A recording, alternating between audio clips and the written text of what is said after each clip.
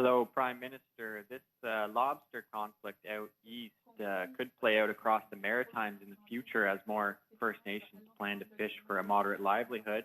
The chief there wants you to get involved.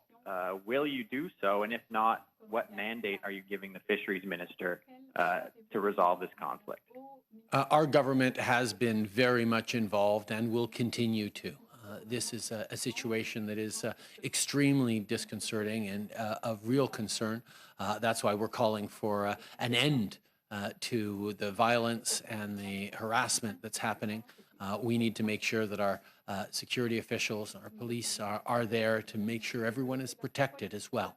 I understand the concerns and the conflict going on right now, but we need to find a solution. We need to find a path forward that recognizes the inherent and long-standing rights reaffirmed 21 years ago of Indigenous people for modest livelihoods. And we need to make sure that that fits within an important commercial activity in the Maritimes, that is fishing. This is not going to be an easy thing to resolve, but we will work together and we will make sure that we all move forward on a path of reconciliation and greater prosperity for all.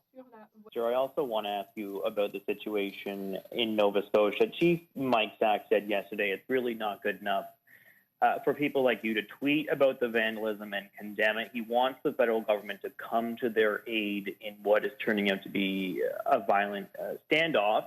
He says the RCMP to this point have been useless.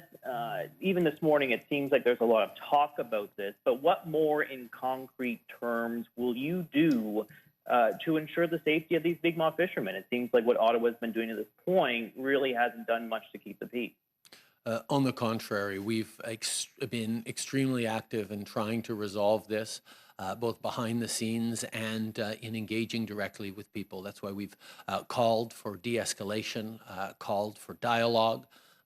We are expecting the RCMP and police services to do their jobs and keep people safe. I think there's been some concern that hasn't been done well enough, and that's certainly something we will be looking at very closely.